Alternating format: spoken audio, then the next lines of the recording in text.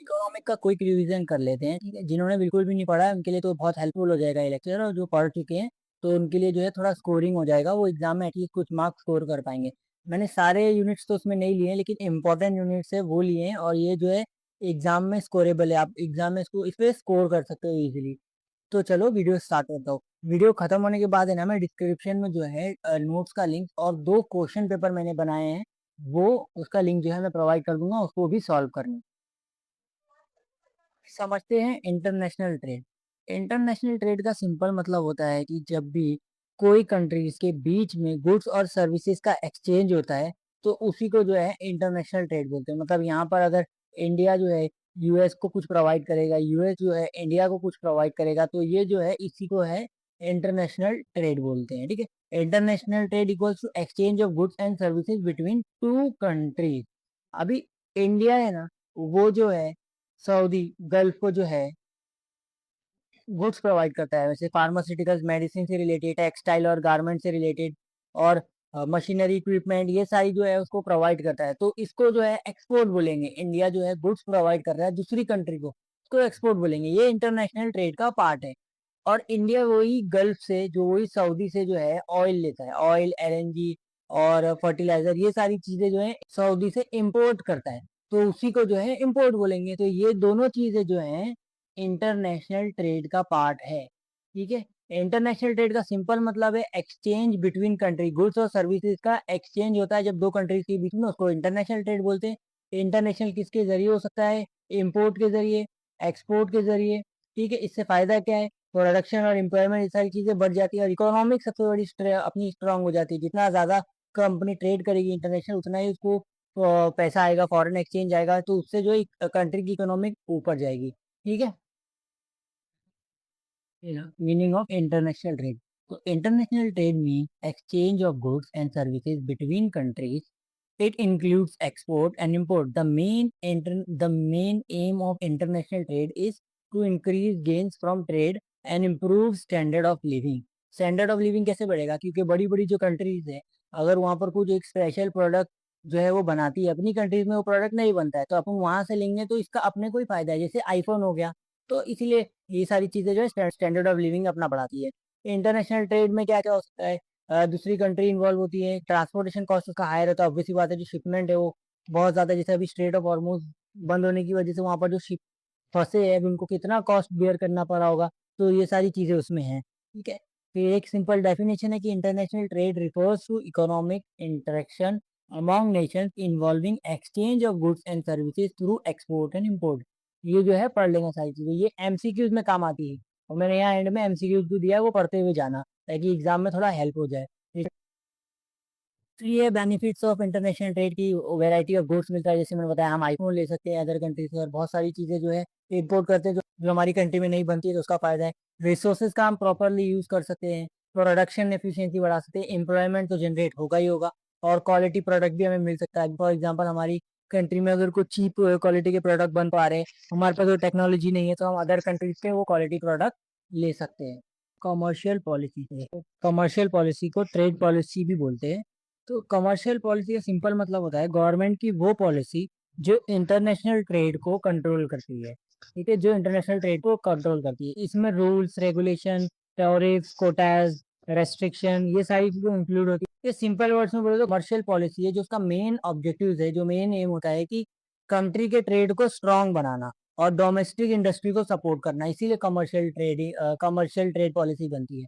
तो ना कि इंटरनेशनली हम सारी चीजें जो है इम्पोर्ट ही करते रह जाए, तो फिर जो डोमेस्टिक प्लेयर्स हैं, जो इंडियन कंपनीज हैं, उनको प्रॉब्लम हो जाएगी, उनको लॉस होता रहेगा, उनसे कोई खरीदेगा नहीं, तो वो पूरा ठप पड़ जाएगा। इसलिए कमर्शियल ट्रेड पॉलिसी बनती है, ताकि इन लोगों को भी प्रोटेक्ट किया जा सके और इस चीज को रेगुलेट किया जा सके जो इम्पोर्ट है, ठीक है। तो कमर्शियल पॉलिसी और trade policy refers to the government policy related to countries international trade. इसका objective to increase the volume of trade with other countries, to promote export based comparative advantage, to encourage domestic industries, to maintain favourable balance of payment, ये सारी चीजें इसमें, इससे related ऐसे MCQs आ सकते हैं exam में, ठीक है। फिर आता है फ्री ट्रेड। फ्री ट्रेड का मतलब होता है कि कंट्रीज के बीच गुड्स और सर्विसेज का फ्री मूवमेंट, मतलब जहां गवर्नमेंट रेस्ट्रिक्शन बहुत कम हो, या बिल्कुल लाओ, मतलब एक कंट्री से दूसरी कंट्री तक हम या तो इंपोर्ट कर रहे हैं या यहाँ से एक्सपोर्ट कर रहे हैं। तो जो भी चीज है, इसका जो भी चीज हम ट्रांसपोर्ट और जो भी इंपोर्ट और एक्सपोर्ट कर रहे हैं, तो वो फ्रीली हो रहा है, गवर्नमेंट की ज्यादा उस पर रेस्ट्रिक्शन नहीं है। ठीक है, थोड़ी कम रेस्ट्रिक्शन है या बिल्कुल रेस्ट्रिक्शन नहीं है, तो उसी को फ्री ट्रेड बोलेंगे। कि जो हमारी ट्रेड है, फ्री मूवमेंट, मतलब इजीली हम गुड्स या सर्विसेज एक कंट्री से दूसरी कंट्री के बीच में प्रोवाइड कर दे रहे हैं। फ्री ट्रेड के अंदर लो टैरिफ्स होते हैं या लो कोटाज होते हैं या बिल्कुल नहीं होते। ठीक है, अभी ये टैरिफ्स और कोटा क्या होता है आगे समझेंगे। और फिर फ्री ट्रेड से कुछ एडवांटेजेस है। एडवांटेज क्या है? सबसे पहले स्पेशलाइजेशन, मतलब कंट्री जो है उसी गुड्स को प्रोड्यूस करेगी जिसमें उसका स्पेशलिटी है, जिसमें उसका कंपेरेटिव एडवांटेज है। ठीक है। दूसरा एडवांटेज है कि हायर प्रोडक्शन और बेटर स्टैंडर्ड ऑफ लिविंग जो है हमको मिलेगा उससे। ठीक है, तीसरा एडवांटेज आता है कॉम्पिटेटिव स्पिरिट, मतलब फॉरेन कंपटीशन की वजह से डोमेस्टिक प्रोड्यूसर को भी बेटर और एफिशिएंट बनाना पड़ता है। मतलब कि कंपटीशन की वजह से, जैसे अभी फॉरेन कंपटीशन है, तो उसकी वजह से जो डोमेस्टिक वाले हैं वो भी खुद को बेटर करते हैं, नहीं तो उनका बिजनेस पूरा ठप हो जाएगा। तो ये कुछ इसके एडवांटेज है फ्री ट्रेड के। डिसएडवांटेज आता है फ्री ट्रेड का। सबसे बड़ा इसका डिसएडवांटेज ये है कि जो प्रोडक्ट है हम अपनी कंट्रीज में ला रहे हैं, वो अगर समझो चाइना से इंडिया में प्रोडक्ट आ रहे हैं, तो चाइना बहुत चीप प्रोडक्ट बेचता है, बहुत सस्ते बेचता है, तो इंडिया वाले उसको इंपोर्ट करते हैं और यहाँ पर सेल करते हैं। तो प्रोडक्ट जो पब्लिक है उसी को प्रेफर करती है। तो इससे इंडियन जो कंपनीज हैं वो इसको बीट नहीं कर सकती, तो इंडियन कंपनीज को बहुत बड़ा नुकसान हो जाता है। तो सबसे बड़ा डिसएडवांटेज यही है। फिर कभी कभी क्या है, बेकार क्वालिटी का गुड्स और हार्मफुल गुड्स भी अपनी कंट्री के अंदर आ सकता है। तो ये कुछ डिसएडवांटेज है। ठीक है, इसके एमसीक्यूज ऐसे दिए रहेंगे। फिर आता है प्रोटेक्शन। प्रोटेक्शन का मतलब सिंपल होता है कि जो डोमेस्टिक प्लेयर होते हैं, जो डोमेस्टिक मतलब इंडियन कंपनी होती है, उनको फॉरेन कंट्रीज से, फॉरेन जो कंपटीशन है उससे बचाना। ऐसा होगा भी फॉरेन जो कंपटीशन है, फॉरेन कंपनी जो इंडिया में आ रही है सेल कर रही है, जैसे चाइना का भी एग्जांपल दिया, फिर यूएस अपनी टेक्नोलॉजी ला रही है, तो इंडियन जो प्राइवेट कंपनीज है या पब्लिक कंपनीज है वो नुकसान में आ सकती है, उनको कोई प्रिफर जल्दी नहीं करेगा। तो इसी चीज को जो गवर्नमेंट पॉलिसीज वगैरह लाती है प्रोटेक्ट करने के लिए, तो उसी को प्रोटेक्शन बोलते हैं। तो protection means protecting domestic industry from foreign competition. Government ये प्रोटेक्शन कैसे प्रोवाइड करती है? सामने वाली जो इम्पोर्ट है, जो चीज हम इंडियन जो इम्पोर्टर है, यहाँ से मैं कुछ इम्पोर्ट कर रहा हूँ, तो उस पर टैरिफ लगा देना, मतलब टैक्स लगा देना, बहुत ज्यादा कोटा लगा देना कि आप साल भर में इतना ही इम्पोर्ट कर सकते हो। एक्सपोर्टर है या इम्पोर्टर है उसको सब्सिडीज देना। तो इसके थ्रू जो है कंट्रीज प्रोटेक्ट करती है डोमेस्टिक प्लेयर को। ठीक है। एडवांटेज, सबसे इम्पोर्टेंट एडवांटेज क्या है? जो छोटी मोटी इंडस्ट्री है इंडियन की, तो उसको जो है थोड़ा प्रोटेक्शन मिल जाता है। और प्रोटेक्शन से जो इंडियन कंपनी है वो सरवाइव हो जाती है, उससे एम्प्लॉयमेंट बच जाता है, न्यू एम्प्लॉयमेंट भी क्रिएट होता है। फिर बैलेंस ऑफ ट्रेड प्रोटेक्ट हो जाता है, मतलब जितना इम्प्रूव इम्पोर्ट और एक्सपोर्ट जो बराबर रहेगा, तो ट्रेड बैलेंस जो है प्रॉपर होगा, उसको प्रोटेक्ट कर सकते हैं। फिर फिर जो फॉरेन कंपटीशन अगर कुछ अनफेयर है, तो उससे गवर्नमेंट प्रोटेक्ट करती है, सब्सिडी वगैरह देके या जो भी ये पॉलिसीज वगैरह लाती है। फिर इसके कुछ डिसएडवांटेज है कि ट्रेड, फ्री ट्रेड है ना जो, वो रुक जाएगा। जैसे हमने देखा इजीली ट्रांसफर होता है, जब रेस्ट्रिक्शन लाएंगे तो फिर सामने वाला भी नहीं आएगा, तो वो एक बैरियर बन जाता है इससे। ठीक है।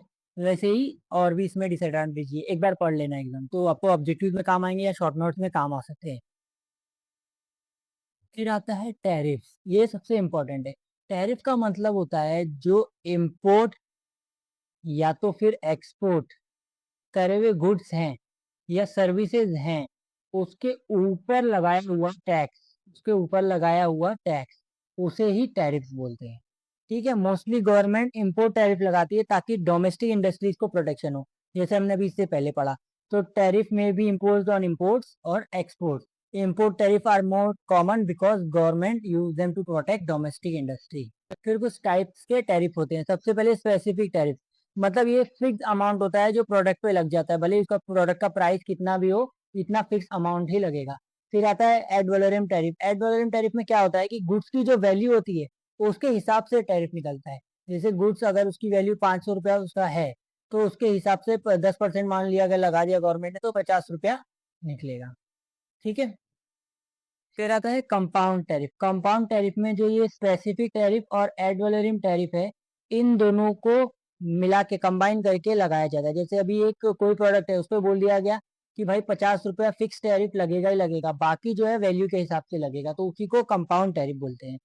दूसरी टैरिफ स्लाइडिंग स्केल टैरिफ। इसमें क्या होता है कि मार्केट प्राइस के अकॉर्डिंग जो है टैरिफ चेंज हो जाती है। जैसे कोई प्रोडक्ट है तो उसका प्राइस 50 रुपया है, तो उसके हिसाब से टैरिफ लगेगी। जब प्राइस उसका 60 हो जाएगा तो उसके हिसाब से लगेगी। उसको ही स्लाइडिंग स्केल टैरिफ बोलते हैं। फिर आता है रेवेन्यू टैरिफ। रेवेन्यू टैरिफ में क्या होता है कि जो गवर्नमेंट है अपना रेवेन्यू बढ़ाने के लिए टैरिफ लगाती है, मतलब अपनी जो है टैक्स से इनकम कलेक्ट करने के लिए जो है रेवेन्यू टैरिफ लगाती है। फिर आता है प्रोटेक्टिव टैरिफ। प्रोटेक्टिव टैरिफ जो है ही सबसे इम्पोर्टेंट, जो गवर्नमेंट लगाती है, जो गवर्नमेंट लगाती है डोमेस्टिक प्लेयर को प्रोटेक्ट करने के लिए। Non discriminatory tariff. इसमें क्या होता है, सारी कंट्रीज पे सेम टैरिफ लगता है। कोई भी कंट्री हो, कैसा भी उससे रिलेशन हो, सब पे सेम टैरिफ लगेगा। फिर डिस्क्रिमिनेटरी, जो कंट्री से हमारे रिलेशन अच्छे हैं हम उस पर कम लगाएंगे, जिससे खराब है ज्यादा लगाएंगे। तो इसमें अलग अलग कंट्री पे अलग अलग टैरिफ जो है लगता है। ठीक है। तो डिस्क्रिमिनेटरी टैरिफ्स के भी जो है कुछ अलग दिए जाए, कुछ टाइप्स दिए, जनरल और conventional, maximum and minimum, multiple column tariff. तो जनरल में क्या होता है, जनरल टैरिफ सब कंट्रीज पर अप्लाई होता है, लेकिन कन्वेंशनल टैरिफ जो है ट्रेड एग्रीमेंट के बेसिस पे कम ज्यादा हो सकता है। ठीक है। और फ्रेंडली कंट्रीज में हम जो है मिनिमम टैरिफ लगाएंगे, और बाकी जिस जो फ्रेंडली नहीं है उनसे मैक्सिमम टैरिफ लगाएंगे। तो ये कुछ उसके टाइप्स है। फिर इंपोर्ट ड्यूटी। इंपोर्ट कोई भी गुड्स करेंगे तो उस पर इम्पोर्ट का टैरिफ लगाएंगे। एक्सपोर्ट करेंगे कोई भी गुड्स तो उसका उस पर एक्सपोर्ट टैरिफ लगाएंगे। फिर आता है रिटेलिएटरी टैरिफ। ये टैरिफ जब लगाया जाता है जब सामने वाली कंट्री जो है अपने पे टैरिफ लगाए, अनफेयर टैरिफ एकदम ज्यादा अचानक लगा दे, तो हमको उसका जवाब देने के लिए अपना रिटेलिटरी टैरिफ लगाना पड़ता है। फिर काउंटरवेलिंग टैरिफ आता है। काउंटरवेलिंग टैरिफ क्या होता है, फॉरेन सब्सिडी के इफेक्ट को रिड्यूस करने के लिए लगाया जाता है। मतलब ऐसा होता है कि अगर कोई फॉरेन गवर्नमेंट है अपने एक्सपोर्टर्स को सब्सिडी देता है, तो इम्पोर्टिंग कंट्री है वो काउंटरवेलिंग टैरिफ लगाएगा, उसका थोड़ा इफेक्ट रिड्यूस करने के लिए। ठीक है। फिर ये सारे जो ऑब्जेक्टिव्स है उनसे पढ़ लेना। टैरिफ्स के जो है कुछ इफेक्ट्स है। सबसे बड़ा जो इफेक्ट है, एक तो ये पॉजिटिव इफेक्ट है कि प्रोटेक्टिव इफेक्ट अपनी कंट्री के जो डोमेस्टिक प्लेयर हैं उनको बचाता है। ठीक है। फिर है कंजम्पशन इफेक्ट। कंजम्पशन इफेक्ट में क्या होता है कि जो प्राइस है ना वो बढ़ जाता है, जो अल्टीमेटली कस्टमर को जो नुकसान हो रहा है ना उसी को कंजम्पशन इफेक्ट बोलेंगे। रेवेन्यू इफेक्ट, इससे गवर्नमेंट की जो है रेवेन्यू जनरेट हो रही है, उसकी रेवेन्यू पर सीधा असर पड़ेगा। ठीक है। टैरिफ जो है बैलेंस ऑफ पेमेंट इम्प्रूव करने में भी हेल्प करता है। ये सारे जो है एक बार पढ़ लेना। यहाँ पर मैंने इसका थोड़ा मीनिंग भी दिया हुआ है कि protective tariff, tariff protect domestic industry by reducing imports. Consumption effect, tariff reduces consumption because price increases. ठीक है। फिर आता है इंपोर्ट कोटास। इंपोर्ट कोटास का सिंपल मतलब होता है कि जो गुड्स हम इंपोर्ट कर रहे हैं उस पर गवर्नमेंट ने लिमिट लगा दिया है कि आप जो है महीने के 10,000 ही इंपोर्ट कर सकते हो, उससे ज्यादा नहीं। गवर्नमेंट डिसाइड करती है कि कितना इंपोर्ट अलाउड है कितना नहीं। ठीक है। कोटा में भी टाइप्स होते हैं कि tariff quota, unilateral quota, bilateral quota, mixing quota, import licensing. ठीक है। अभी इसका मतलब बता दो। टैरिफ कोटा में क्या होता है, एक फिक्स्ड लिमिट तक लो ड्यूटी लगती है, उसके बाद हायर ड्यूटी लगती है। मतलब कि आप पे डायरेक्ट कोटा नहीं लगाएंगे कि आप 100 यूनिट सिर्फ मंगा सकते हो, ऐसा नहीं बोलेंगे। बोलेंगे कि आपको 50 यूनिट तक जो है 10% टैरिफ लगाएंगे हम, और उसके ऊपर जितना भी है हम 20% लगाएंगे। तो ये जो होता है टैरिफ कोटा लगाना। फिर आता है यूनिलेटरल कोटा। ये क्या होता है, एक कंट्री खुद डिसाइड करती है कितना लगाना है। बायलेटरल कोटा, जब कंट्रीज के एग्रीमेंट फिक्स होते हैं, मतलब दोनों कंट्रीज है, उन दोनों के एग्रीमेंट ऑलरेडी फिक्स है कि इतना इतना जो है कोटा लगेगा, तो उस हिसाब से डिसाइड होता है।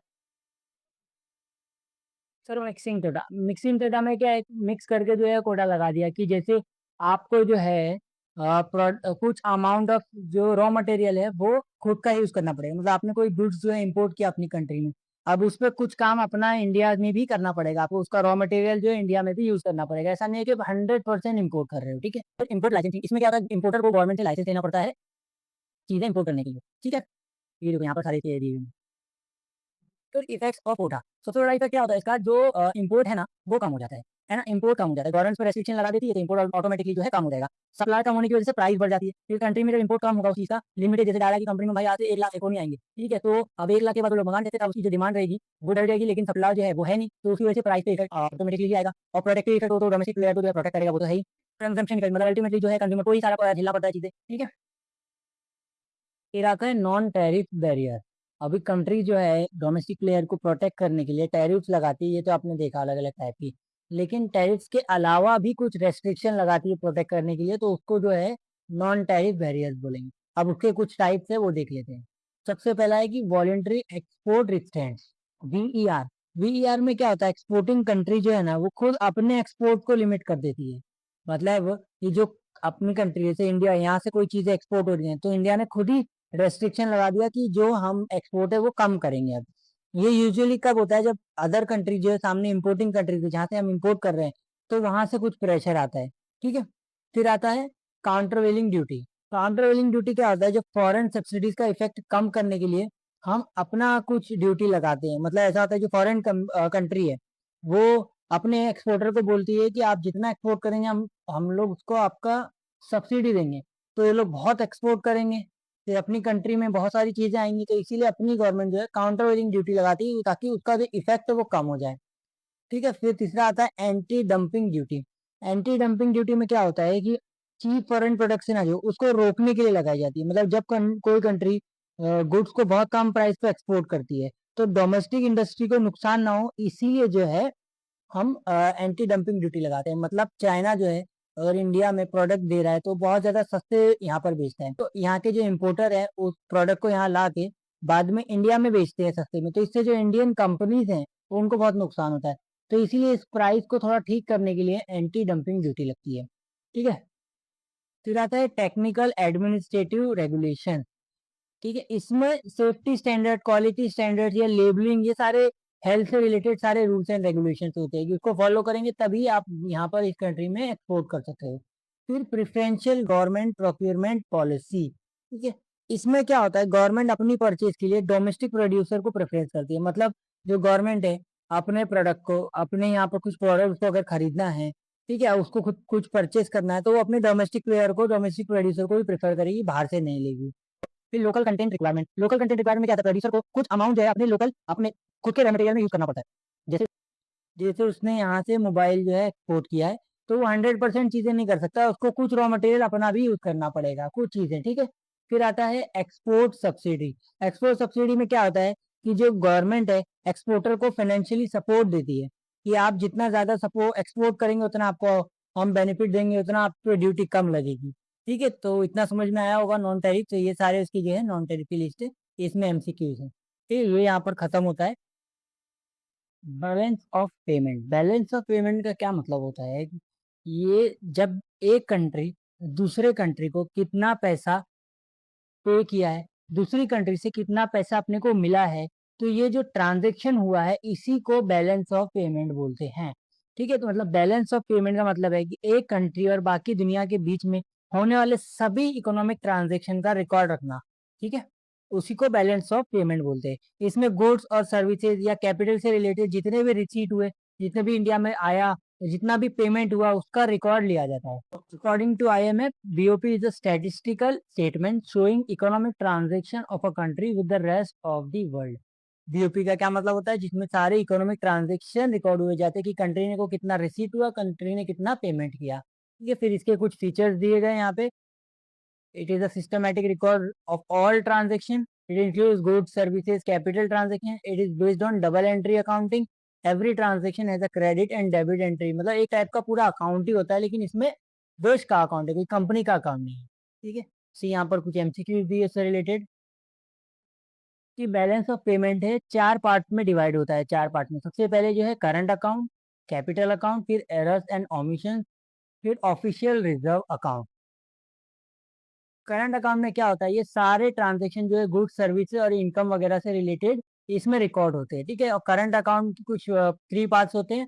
सबसे पहला बैलेंस ऑफ ट्रेड और विजिबल अकाउंट, है ना। Balance of trade, visible account में मतलब एक्सपोर्ट और इम्पोर्ट का गुड्स रिकॉर्ड होता है, कितना कंट्री ने जो है एक्सपोर्ट किया, कितना इम्पोर्ट किया, उसका जो रिकॉर्ड है वो विजिबल अकाउंट में होता है, ठीक है। एक्सपोर्ट को क्रेडिट आइटम माना जाता है, और क्योंकि कंट्री को जो है फॉरेन एक्सचेंज रिसीव हुआ, जो एक्सपोर्ट है इसको क्रेडिट में डाला जाता है। क्यों? क्योंकि जो कंट्री है उसको फॉरेन करेंसी मिला। ठीक है, एक्सपोर्ट को डेबिट माना जाता है क्योंकि कंट्री को पेमेंट करना पड़ा। ये होता है विजिबल अकाउंट। फिर इनविजिबल अकाउंट, इनविजिबल अकाउंट में क्या होता है कि जो सर्विसेज के एक्सपोर्ट और इंपोर्ट के रिकॉर्ड होते हैं। विजिबल में गुड्स एंड रिकॉर्ड्स था, इनविजिबल में जो सर्विसेज हमने प्रोवाइड की उसका जो है रिकॉर्ड रखते हैं, बैंकिंग सर्विस, इंश्योरेंस, टूरिज्म, ये सबसे रिलेटेड। इसको इनविजिबल इसलिए बोलते हैं क्योंकि इसमें कोई फिजिकल गुड्स इन्वॉल्व नहीं होता है। ठीक है, इतना समझ में आया। Then other flows, current account में कुछ और फ्लोज भी इंक्लूड होते हैं, जैसे कि इन्वेस्टमेंट इनकम कितना हुआ, अपना इन्वेस्टमेंट इंटरेस्ट कितना मिला, profit, dividend, gift, grant, pension, ये सबसे रिलेटेड जो गवर्नमेंट के ट्रांजेक्शन है वो भी उसमें मेंशन होते हैं। फिर करंट पढ़ लिया। अभी कैपिटल अकाउंट, जो कैपिटल अकाउंट का पार्ट है उसमें कंट्री के बीच में, मतलब दो कंट्री के बीच में फाइनेंशियल एसेट का मूवमेंट से रिलेटेड जो भी रिकॉर्ड किया जाएगा उसको कैपिटल अकाउंट बोलते हैं। मतलब कैपिटल अकाउंट में इंक्लूड होता है फॉरेन इन्वेस्टमेंट, हमने किसी कंट्री में कितना इन्वेस्ट किया, सामने वाली कंट्री ने अपने पे कितना इन्वेस्ट किया, शेयर्स बेचे, शेयर्स खरीदे, प्रॉपर्टी से रिलेटेड जो डील हुई, तो ये सारा जो है कैपिटल का पार्ट बन जाएगा। मतलब कैपिटल अकाउंट जो है foreign investment, shares and bonds, property purchase, loans, ये सारे रिलेटेड जो है कैपिटल अकाउंट में बन जाएगा। अभी कैपिटल अकाउंट भी जो है दो टाइप में है कि short term capital, long term capital. Short term capital वो जो होता है जो एक साल के अंदर मैच्योर हो जाता है, जैसे बैंक डिपॉजिट हो गया या लोन ले लिया हमने। लॉन्ग टर्म कैपिटल मतलब जो एक साल से ज्यादा टाइम लेता है मैच्योर होने के लिए। लॉन्ग टर्म इन्वेस्टमेंट लिया या डायरेक्ट इन्वेस्टमेंट किया किसी ने या पोर्टफोलियो इन्वेस्टमेंट किया, तो वो जो है लॉन्ग टर्म इन्वेस्टमेंट हो गया। डायरेक्ट इन्वेस्टमेंट का क्या मतलब होता है कि फिक्स्ड कैपिटल जो सीधा किसी ने, जैसे फॉरेन कंट्री ने अपने इंडिया में जो है फैक्ट्री बना दिया, सैमसंग ने यहाँ पर फैक्ट्री बनाया अपनी, तो वो डायरेक्ट इन्वेस्टमेंट हुआ। पोर्टफोलियो इन्वेस्टमेंट में सामने वाली कंट्री कंपनी ने या कंट्री ने तो अपने जो है कंपनी में शेयर परचेज कर लिए, ठीक है, या उसका कुछ फाइनेंशियल एसेट परचेज कर लिया, तो वो लॉन्ग टर्म कैपिटल में आ जाएगा। फिर आता है एरर्स एंड ओमिशन। ये इसमें क्या होता है, प्रैक्टिकल लाइफ में क्या होता है, बैलेंस ऑफ पेमेंट के सारे ट्रांजेक्शन जो है परफेक्टली रिकॉर्ड नहीं हो सकते, कभी कभी कुछ एंट्रीज मिस हो जाती है, ठीक है, या गलत रिकॉर्ड हो सकती है। तो इसलिए बैलेंस ऑफ पेमेंट को प्रॉपर बैलेंस करने के लिए एक सेपरेट आइटम ऐड किया जाता है जिसमें जो गलतियां वगैरह हुई वो मेंशन किया जाता है। इसका पर्पस होता है ताकि टोटल क्रेडिट और टोटल डेबिट जो है इक्वल हो जाए, है ना। जब तक टोटल क्रेडिट और टोटल जो डेबिट है वो इक्वल नहीं होगा तो टैली कैसे होगा प्रॉपर बैलेंस। तो इसीलिए एरर्स एंड ओमिशन का सेक्शन होता है, इसमें जो चीजें मिस हो गई हैं या गलत हो गई हैं वो आती है, जैसे बेसिक अकाउंट में आपने पढ़ा होगा वही है। फिर official reserve account, official reserve account में गवर्नमेंट या सेंट्रल बैंक की जो रिजर्व एसेट्स होते हैं उसका जो परचेज होती है, सेल्स होता है, उसके रिकॉर्ड होते हैं। इसमें इंक्लूड होता है gold reserve, foreign exchange reserve या स्पेशल ड्राइंग राइट, ये सारी चीजें जो है इसमें रिकॉर्ड होती है। कॉन्सेप्ट आता है equilibrium and disequilibrium in BOP, balance of payment. देखो अकाउंटिंग टर्म्स के हिसाब से बोले तो बीओपी जो बैलेंस ऑफ पेमेंट है हमेशा बैलेंस होगा, मतलब डेबिट बैलेंस और क्रेडिट बैलेंस ये दोनों टैली होगा। लेकिन इकोनॉमिक पर्सपेक्टिव से बोले तो वहां पर या सरप्लस हो सकता है या डेफिशिट हो सकता है, मतलब दोनों में से कोई चीज ज्यादा या कम हो सकती है। तो इस इकोनॉमिक टर्म्स के हिसाब से बोले सरप्लस इन बीओपी मतलब जब टोटल रिसीट और टोटल पेमेंट से ज्यादा होती है तो उसको बीओपी सरप्लस बोलेंगे। मतलब गवर्नमेंट को रिसीट जो है मिला ज्यादा, पेमेंट उसने कम किया, तो बैलेंस ऑफ पेमेंट उसको सरप्लस बोलेंगे, surplus in balance of payment. वैसे ही अगर पेमेंट ज्यादा हुई और रिसीट कम हुई तो उसको deficit in balance of payment बोलेंगे। मतलब credit is less than debit तो उसको डेफिशिएट इन बीओपी, और credit is more than debit तो उसको सरप्लस इन बीओपी। ये जो है ऑब्जेक्टिव्स के लिए काम आएगा। फिर एक कॉन्सेप्ट आता है comparative cost advantage, comparative cost advantage. Comparative advantage को समझने के लिए हमको सबसे पहले जो है अपॉर्चुनिटी कॉस्ट समझना पड़ेगा। ठीक है, अपॉर्चुनिटी कॉस्ट, अपॉर्चुनिटी कॉस्ट का मतलब होता है कि जब एक चीज को पाने के लिए हमको दूसरी चीज का जो है सेक्रीफाइस करना पड़ता है उसी को अपॉर्चुनिटी कॉस्ट बोलते हैं। फॉर एग्जाम्पल तुम्हारे पास जो है 100 रुपीज है और उसका तुम जो है पिज्जा खा सकते हो या तो फिर मूवी जा सकते हो, है ना। तो तुमने सोचा कि पिज्जा खा लेता हूँ मूवी नहीं जाऊंगा, तो ये पिज्जा खाने के लिए तुमको मूवी का जो है सेक्रीफाइस करना पड़ा, तो इसी को जो है अपॉर्चुनिटी कॉस्ट बोलते हैं। ये तुम्हारा अपॉर्चुनिटी कॉस्ट बन गया, इस कीमत पर तुमको पिज्जा खाना पड़ा, ठीक है, उसी को अपॉर्चुनिटी कॉस्ट बोलते हैं। तो अब इसको कंपेरेटिव एडवांटेज में समझते हैं कि जैसे इंडिया है, क्लोथ एक्सपोर्ट करता है यूएस को, और यूएस जो है वीट एक्सपोर्ट करता है इंडिया को, ठीक है। तो 10 क्लोथ, अगर इंडिया जो है एक दिन में 10 क्लोथ बनाने के लिए 5 यूनिट का सेक्रीफाइस कर रहा है, 5 वीट यूनिट का सेक्रीफाइस कर रहा है, मतलब अगर इंडिया अपना पूरा प्रोडक्शन 10 यूनिट क्लोथ बनाने में लगेगा तो वो 5 यूनिट जो वीट है वो नहीं बना पाएगा, उसको इतना नुकसान हो रहा है। और अगर वो अपना पूरा जो है 5 यूनिट वीट में लगा रहा है काम, तो वो उसके बदले अगर क्लोथ बनाता तो 10 क्लोथ बना सकता है वो, ठीक है। लेकिन कर एक ही सकता है। वैसे ही यूएस जो है दिन में या तो 8 क्लोथ बना सकता है या 8 वीट प्रोड्यूस कर सकता है, दोनों में से एक चीज कर सकता है वो, ठीक है। अगर वो सोचता है कि मैं इस बार वीट बनाऊंगा पूरा, तो वो क्लोथ नहीं बना सकता, उसको क्लोथ का जो है सेक्रीफाइस करना पड़ेगा। तो एक क्लोथ बनाने के लिए हमको 0.5 यूनिट वीट का सेक्रीफाइस देना है, और एक वीट बनाने के लिए 2 क्लोथ का सेक्रीफाइस करना पड़ रहा है इंडिया को। मतलब अगर इंडिया सिलेक्ट करता है कि मैं क्लोथ बनाऊंगा, ठीक है, तो फिर इंडिया जब क्लोथ बनाने का प्रोडक्शन स्टार्ट करेगा तो उसको 0.5 वीट जो है उसको सेक्रीफाइस करना पड़ेगा, कि वो नहीं बना सकता भाई अब वो।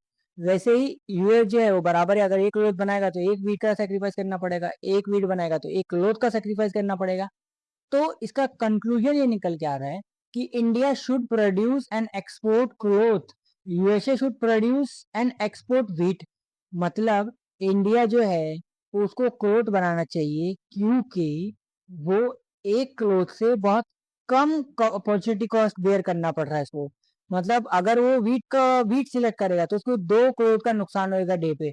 अगर वो क्लोथ सिलेक्ट कर रहा है तो 0.5 वीट ही जाएगा, ये कम कॉस्ट उसको बेयर करना पड़ रहा है। तो इंडिया का ये एडवांटेज है कि इंडिया को क्लोथ पे फोकस करना चाहिए और उसको प्रोड्यूस करके बनाना चाहिए। यूएसए का दोनों बराबर है, तो यूएसए जो है एक चीज इंडिया को बोले कि तुम क्लोथ बनाओ मैं वीट बनाऊंगा, तो इंडिया जो है क्लोथ बना के फटाफट यूएस को देगा।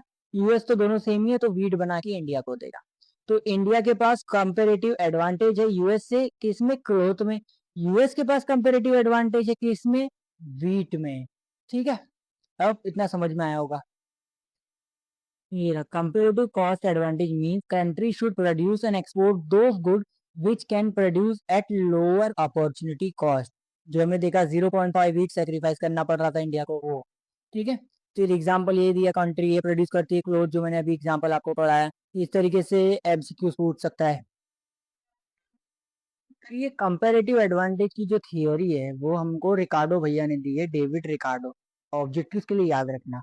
तो ये वही इसकी थियोरी में बोलता है कि कंपनी ए, जो कंट्री ए है, अगर वो क्लोथ बनाने को 3 घंटा ले रही है और वाइन बनाने को, दारू बनाने को 6 घंटा ले रही है, दूसरी कंट्री है वो क्लोथ बनाने को 5 घंटा ले रही है और वाइन बनाने को 4 घंटा ले रही है, तो कंट्री जो ए है उसके पास क्लोथ का एडवांटेज है। मतलब वो क्लोथ बहुत फास्ट तरीके से जो है बना सकती है, और कंट्री बी है वाइन फास्ट तरीके से बना सकती है। तो कंट्री ए को क्लोथ में स्पेशलाइज करना चाहिए और उसी पे फोकस करके ट्रेड करना चाहिए। कंट्री बी को वाइन पे फोकस करके उसका ट्रेड बढ़ाना चाहिए, ठीक है। तो ये यही चीज बोलता है। तो यार, David Ricardo give the theory of comparative advantage. According to Ricardo, trade take place because countries differ in technology and efficiency. सब कंट्री का अलग अलग टेक्नोलॉजी हो सकता है, लेबर हो सकता है, और एफिशिएंसी की अलग हो सकती है। तो इस वजह से उस कंट्री को उस चीज पे ज्यादा फोकस करना चाहिए। ये सारी चीजें इसने बोला है। फिर उसके हिसाब से ये कि सारी कंट्रीज को जो है स्पेशलाइज करना चाहिए। उससे जो है वर्ल्ड का आउटपुट जो है इंक्रीज होगा। अगर कंट्री जो है अपनी चीज को स्पेशलाइज करेगी तो आउटपुट एकदम अच्छा निकल के आएगा। फिर उसने कुछ अजम्पशन भी दिए थे रिकार्डो ने, कि 2 कंट्री होना चाहिए, ट्रेड जो है सिर्फ उसकी थ्योरी अप्लाई करने के लिए सिर्फ 2 कंट्री है, ऐसा मान के चलना है, ठीक है। 2 गुड्स का ट्रांजेक्शन हो रहा है, 2 गुड्स ट्रांसफर हो रहे हैं। लेबर फैक्टर ऑफ प्रोडक्शन है, मतलब जो इम्पोर्टेंट फैक्टर है उसका, वो लेबर है उसकी की थियरी के अकॉर्डिंग, ठीक है। कंपटीशन जो है मार्केट में परफेक्ट कंपटीशन होना चाहिए, और ट्रांसपोर्टेशन कॉस्ट कंसीडर नहीं करेगा वो अपनी थियरी में, ठीक है। और लेबर जो है कंट्री के बीच में मूव नहीं कर सकता। लेबर कंट्री के अंदर मूव कर सकता है बट कंट्री के बाहर नहीं जा सकता, ये उसका एग्जम्पशन है। और एम्प्लॉयमेंट पूरी होना चाहिए, ठीक है। और लेबर जो है होमोजेनियस होना चाहिए। तो ये उसके एजम्पशन है इसकी थ्योरी को अप्लाई करने के लिए, ये इंपॉर्टेंट है, याद कर लेना एक बार, ठीक है। तो उसके थियरी के जो है कॉम्पिटिटिव एडवांटेज थियरी के कुछ लिमिटेशंस भी है। सबसे पहले कि वो सिर्फ लेबर को जो है फैक्टर ऑफ प्रोडक्शन कंसीडर कर रहा है, लेबर को ही कंसीडर कर रहा है। ट्रांसपोर्टेशन कॉस्ट जो कि बहुत बड़ा होता है उसको इग्नोर कर रहा है। और वो अज्यूम कर रहा है कि कंपटीशन परफेक्ट होगा, लेबर होमोजीनियस होंगे, लेबर जो है freely with in country move कर सकते हैं। और वो टेक्नोलॉजी का रोल और कैपिटल का जो इंक्लूजन है उसको इग्नोर कर रहा है। फुल एम्प्लॉयमेंट जो कि हो नहीं सकता है जल्दी, तो उसको जो है वो कंसीडर करता है। तो ये थियरी जो है प्रैक्टिकल नहीं ऑलवेज लाइफ में। तो in real life international trade depends on many other factors such as government policies, tariff, transport cost, technology and capital demand. तो अब इतना समझ में आया होगा, ठीक है। तो अब नेक्स्ट टॉपिक की तरफ बढ़ते हैं। फिर आता है प्रॉपर लेबर आर्ग्यूमेंट। ठीक है, प्रॉपर लेबर आर्ग्यूमेंट के हिसाब से क्या बोलता है वो, कि जो इंटरनेशनल ट्रेड में लेबर वेज वाली जो कंट्री हैं, जो वेज कंट्रीज हैं, जहाँ वेज मतलब होता है कि कोई भी कंट्री का जो सैलरी लेबर है वो उसका लेवल डिसाइड करता है, उसी को वेज बोलते हैं। अगर हाई वेज कंट्री हुई तो मतलब वहां पर एम्प्लॉय की सैलरी जो है ज्यादा है, लो वेज कंट्री वहां पर एम्प्लॉय की सैलरी जो है वो लो है। ठीक है, तो वो ये बोलता है सिंपल वर्ड्स में, कुछ लोगों का मानना है कि जिन कंट्रीज में लेबर को बहुत कम वेजेस मिलती है वो कंट्रीज गुड्स को बहुत चीप प्राइस पे प्रोड्यूस कर सकती है। मतलब इस आर्ग्यूमेंट में बोला जा रहा है कि जो कंट्री का लेबर का सैलरी वगैरह कम है, उसमें उनका एक्सपेंस कम हो जाता है, तो वो कंट्री बहुत ज्यादा जो है प्रोडक्ट प्रोड्यूस करती है। एग्जाम्पल मान के चलो, इंडिया का जो लेबर वेज है 300-500 रुपया पर डे है, यूएसए में वही जो है 2000-3000 रुपया पर डे है। तो इंडिया में कपड़े सस्ते बनेंगे, ठीक है, और वैसे यूएसए में वो कपड़े महंगे बनेंगे, है ना। मान लो इंडिया में जो है लेबर 500 रुपीज पर डे है, ठीक है, कितना, 500 रुपीज पर डे। और यूएस में जो है लेबर है 2000 rupees per day, 2000 rupees per day. तो अभी जो इंडिया है उसको कपड़े बनाने के लिए जितना लेबर पे करना पड़ेगा तो उसके कपड़े थोड़े सस्ते बनेंगे, है ना, कपड़े जो है उसके सस्ते बनेंगे। और यूएस जो है उसका जो लेबर इतना हाई है तो उसके कपड़े जो है महंगे बनेंगे, कपड़े जो है उसके महंगे बनेंगे। तो इस केस में यूएस की जो है कपड़े मैन्युफैक्चरिंग जो यूनिट है, जो टेक्सटाइल इंडस्ट्री है, उनको ऐसा लग सकता है कि इंडिया जो है अनफेयर कंपटीशन क्रिएट कर रहा है। इसी जो आइडिया है, यही जो चीज है, इसी को प्रॉपर लेबर आर्ग्यूमेंट बोलते हैं। ठीक है, proper labour argument. Proper labour argument says the country with low wages create unfair competition in international market. According to argument, products made in low-wage countries are cheaper, so industries in high-wage country may suffer losses. जो लो veg country है जहाँ पर salary कम है, production उनका cheapest होगा। और जो industry high veg है जिनकी सैलरी हाई होगी तो वो उनको इस चीज का नुकसान करना पड़ेगा, कोई इनसे लेगा नहीं, फिर इन्हीं कंट्री से लेगा, है ना। लेकिन इकोनॉमिस्ट ने कुछ आर्ग्यूमेंट किया है कि लो वेजेस का मतलब ये नहीं होता है कि हमेशा प्रोडक्ट अच्छा हो। लो वेजेस का मतलब लो प्रोडक्टिविटी भी हो जाता है ना। अगर कंट्री में बहुत ज्यादा सैलरी अगर है एम्प्लॉय की, तो वो एम्प्लॉय भी एफिशिएंट होगा, क्योंकि उसके पास बेटर टेक्नोलॉजी होगी, स्किल लेबर होंगे, एडवांस प्रोडक्शन मेथड्स होंगे। एग्जांपल जो यूएस है, उनकी जो ऑब्वियसली सैलरी जो है हाई, वो दिन में 100 शर्ट प्रोड्यूस करते हैं, ठीक है, 100 शर्ट प्रोड्यूस कर सकते हैं। वैसे ही इंडिया में जो है लेबर की जो कॉस्ट कम है, लेकिन वो जो है 50 शर्ट्स ही प्रोड्यूस कर रहे हैं, 50 शर्ट्स प्रोड्यूस कर रहे हैं। तो इसीलिए ये आर्ग्यूमेंट में बोला गया है कि कंपनी को जो है कंपेरेटिव एडवांटेज जो हमने पढ़ा था उस पर फोकस करना चाहिए, ना कि जो लेबर वेज वगैरह देकर हमें डिसीजन लेना चाहिए।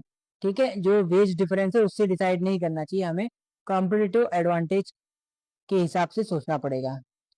मेन पॉइंट याद रखना कि लो वेज का मतलब होता है low productivity. High wage countries जो है स्टिल कम्पीट, जो हाई वेज कंट्री है जो यूएस है, उसका जो सैलरी वगैरह एम्प्लॉयज का ज्यादा है, लेकिन फिर भी वो कम्पीट करेंगे मार्केट में क्योंकि उनके पास बेटर टेक्नोलॉजी है, तो वो बेटर आउटपुट देंगे। ठीक है, ट्रेड का बेनिफिट दोनों को होगा। ये कंपेरेटिव कंपेरेटिव एडवांटेज ज्यादा इंपॉर्टेंट है वेज डिफरेंस से। ठीक है।